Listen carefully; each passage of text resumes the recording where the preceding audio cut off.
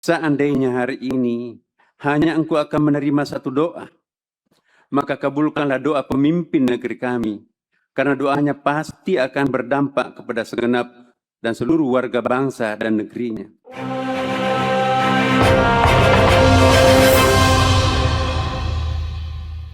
Halo Sobat DDR, ketemu lagi di hari Selasa 18 Oktober 2006 setelah kita kemarin merayakan Hari Proklamasi, detik-detik proklamasi. Anda berada di mana ketika itu terjadi? Cak Dodo akan menjelaskan penyelebar tentang kondisi di istana. Assalamualaikum Cak Dodo, salam MNF. Waalaikumsalam warahmatullahi wabarakatuh. Selamat pagi Cak Jarod dan juga pemirsa seluruh Indonesia. Apa kabar pagi hari ini Cak Jarod? Alhamdulillah kabar baik Cak Dodo. Saya itu sempat khawatir ketika menjelang 17-an itu Aceh demikian berkobar, marah kepada Jakarta. Kenapa? Pembangunan infrastruktur pasca musibah tidak terjadi. Makanya kemarin itu Cak, bendera yang selama ini ditakutkan oleh Jakarta berkibar ya itu ya. Ya, ini kadang-kadang pusat ini tidak mengerti apa yang terjadi di daerah, sehingga gejolak demi gejolak itu selalu ada. Aceh ini sebetulnya sejak ada bencana kemarin itu publik melihat sebagai ketidakadilan. Bagaimana penanganan bencana tidak sigap, tidak juga ditetapkan sebagai bencana nasional, itu menjadi catatan penting. Dan tidak hanya soal kemarahan rakyat, tapi kemarahan pimpinan Acehnya juga meluap-luap ini Cak Jarod, berkaitan dengan anggaran yang tidak transparan dari pemerintah pusat itu, Cak Jarod. Sebenarnya kita cantumkan aja ada bantuan 2,5 triliun, bayangkan itu untuk Aceh, tapi kemana? Sampai saat hari ini tidak ada. Bila Cak Jodoh, barangkali pusat akan memikirkan langkah-langkah berikutnya. Karena apa? Masyarakat Aceh sudah demikian enak ya melihat Jakarta itu, Cak. Betul sekali Cak Jarod. Jadi dari anggaran 2,1 triliun itu baru 47% yang dilaporkan.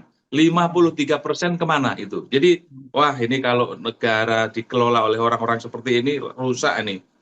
Daerah-daerah ini sudah semua disunat, bukan disunat ya, pengetatan anggaran atas nama efisiensi, tetapi yang bersama dengan itu korupsi terus jalan, dan itu dilakukan oleh pemerintah pusat. Tapi sebelum jauh ke depan nih Cak, kita lupa mengucapkan duka cita kepada saudara-saudara kita di Nusa Tenggara Timur. Saat ini sudah ada 68 korban meninggal dunia dan 213 yang menjadi korban luka-luka berat maupun ringan. Mudah-mudahan mereka tabah menghadapi cobaan ini dan kita berdoa supaya cepat pulih seperti sedia kala, Cak Jarod. Ya, kita juga berduka dan berharap pemerintah pusat ini segera untuk membantu penanganan korban, tidak terulang kejadian di Aceh. Cak Dodo, ada peristiwa menarik ketika terjadi peringatan detik-detik proklamasi di istana. Sampai ada di mana? Coba laporkan kepada Sobat Dunia, Cak Dodo. Ya, ini di netizen lengkap melaporkan kejadian-kejadian unik, menggelitik, dan juga memiriskan.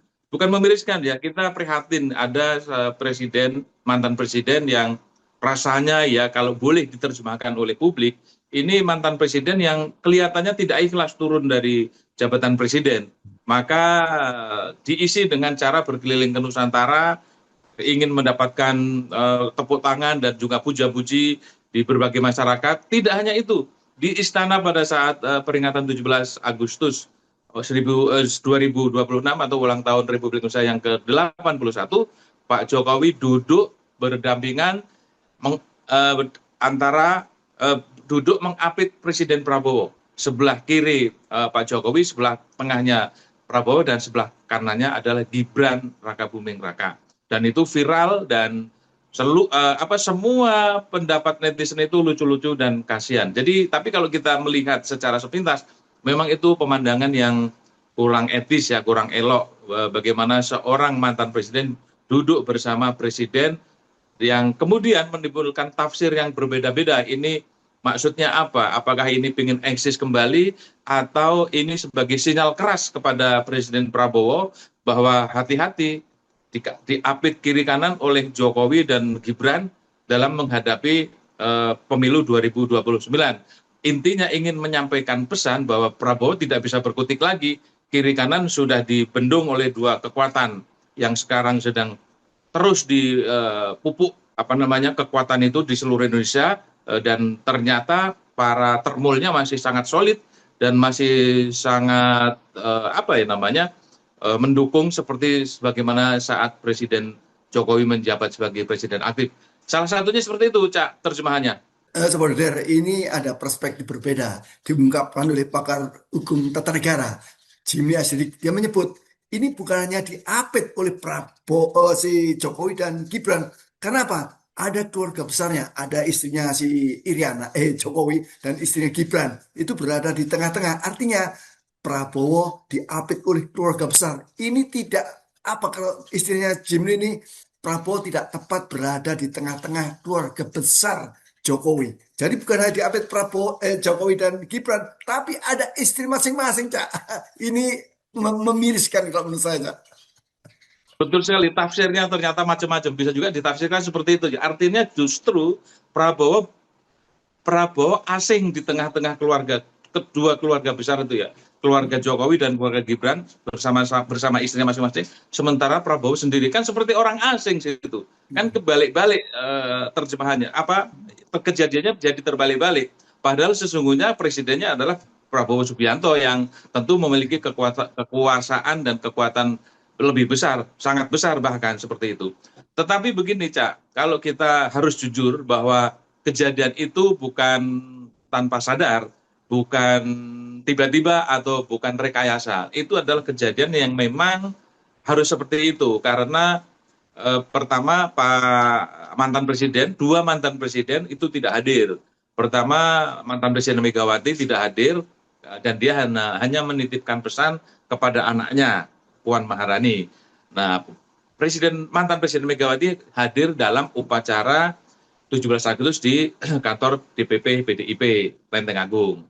Kemudian Lenteng Agung atau Diponegoro ya, saya enggak. Tapi di kantor DPP PDIP. Kemudian Pak SBY memang jauh-jauh hari sebelumnya dia sudah menitipkan pesan dan minta maaf. Kalau SBY minta maaf, kalau Megawati saya cari-cari tidak ada permintaan maaf atau enggak dibaca, kita enggak tahu. Pak SBY meminta maaf karena tidak bisa hadir, sedang menjalani medical check up di Amerika Serikat. Jadi karena alasan itu Pak Jokowi akhirnya di istana sendirian. Daripada sendirian seperti orang hilang, akhirnya ketika pertunjukan seni dan budaya di istana, Pak Jokowi diajak jejer bersama Pak Prabowo, tentu atas seizin Pak Prabowo. Ya tentu saja Pak Prabowo tunduk pada Jokowi, nggak mungkin akan ditinggalkan di bangku nomor 2, diajak ke depan. Pertama karena soal basa-basi, kedua ya dia harus tunduk dong dia harus tunduk dan jangan melupakan terikan hidup Jokowi.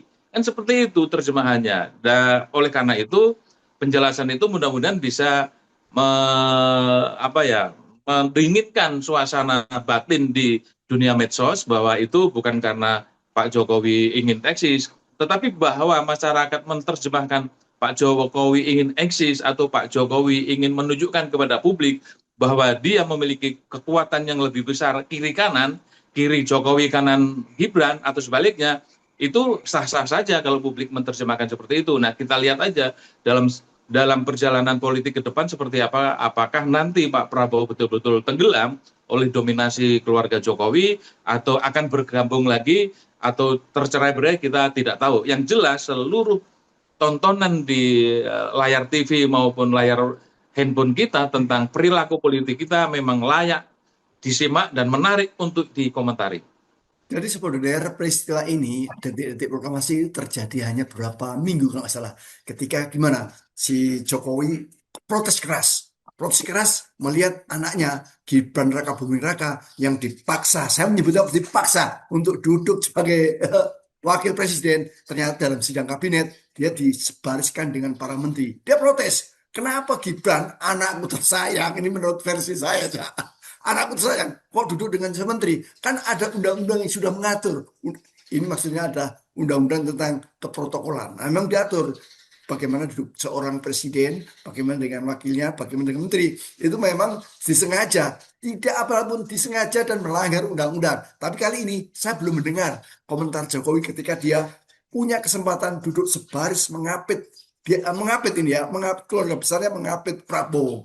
Iya, kita akan tunggu komentar Jokowi seperti apa. Tetapi sekali lagi publik itu memang aneh-aneh menerjemahkan dari apa yang dilihat di layar. Jadi penampakan itu sebagai konfirmasi atau sebagai konfirmasi atas diperlakukannya Gibran oleh Presiden Prabowo yang duduk di deretan menteri, bukan duduk berdampingan dengan Presiden Prabowo. Sementara aturan kepetroleran yaitu Undang-Undang Nomor 9 tahun 2010 memang sudah jelas bahwa Presiden Wapres itu harus duduk di depan. Tapi kemarin peristiwa itu sungguh bertolak belakang dengan undang-undang dan Pak Jokowi kelihatannya marah, tapi marahnya dia kan nggak meledak-ledak, malah marahnya dia senyum dengan tersenyum. Nah, konfirmasi itu ditunjukkan dengan kemarin dia bisa mengatur tempat duduk Presiden Prabowo, diapit oleh keluarga Jokowi dan keluarga Presiden. Itu kesannya seperti itu. Publik menerjemahkan, wah ini Pak Jokowi balas dendam ini atas tragedi kursi kekuasaan ini, menggeser kursi kekuasaan. Jadi itu tafsirnya macam-macam dan buat kita happy saja, Cak Jarod, senang aja. Jadi kalau kita melihat perilaku pejabat itu supaya kita nggak stres dan nggak emosi, lihat aja dengan dua hal. Satu, lucu, dua, kasihan. Lucu, orang-orang tua, orang-orang presiden itu perilakunya kayak anak kecil. Kasihan, nah di dalam situasi seperti ini masih juga sandiwara-sandiwara itu dimunculkan di hadapan kita dan sesungguhnya kita sudah muak melihat perilaku politisi kita dan rezim kita yang tidak sesuai dengan harapan publik. Ada yang bikin kesal, ada yang bikin marah, ada yang bikin tertawa terbahak-bahak. Seperti itu kondisi politisi kita, Cak Jarod. Ya untunglah Cak Jodo, ketika peringatan di proklamasi itu memang tidak ada pidato. Untunglah Prabowo hanya membaca teks proklamasi. Coba bayangkan kalau dia punya kesempatan untuk berpidato, bagaimana rusaknya nanti ini Cak akan ditafsirkan banyak orang. Kenapa? Pidatonya pasti nyeleneh. Monggo Cak Jodo, kita akhiri di hari yang paling berkah ya.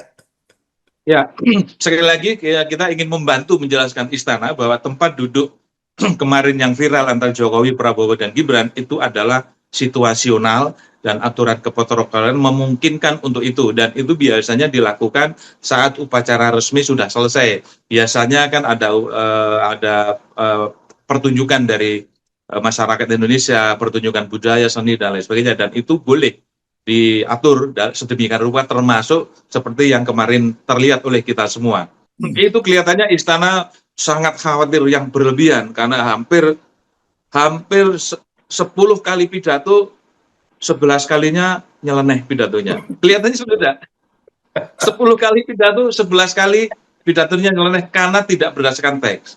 Kalau itu akan terjadi artinya akan 12 kali mengalami di luar skenario. Oleh karena itu istana berjibaku bersikeras supaya Pak Prabowo pakai teks supaya tidak terjadi improvisasi ucapan yang justru membuat blunder masyarakat dan tampaknya Pak Prabowo berbesar hati untuk tidak lagi melakukan improvisasi dalam upacara kenegaraan. Tapi ada satu hal yang juga layak dikritisi dari peristiwa peringatan 17 Agustus kemarin, Cak Jarod, yaitu pidatonya Menteri Agama Nazaruddin Umar yang mengatakan bahwa jika Tuhan mengabulkan doa hari ini adalah doa Pak Prabowo yang dikabulkan. Karena Pak Prabowo sudah berbuat baik terhadap rakyat dan negara bangsa Indonesia.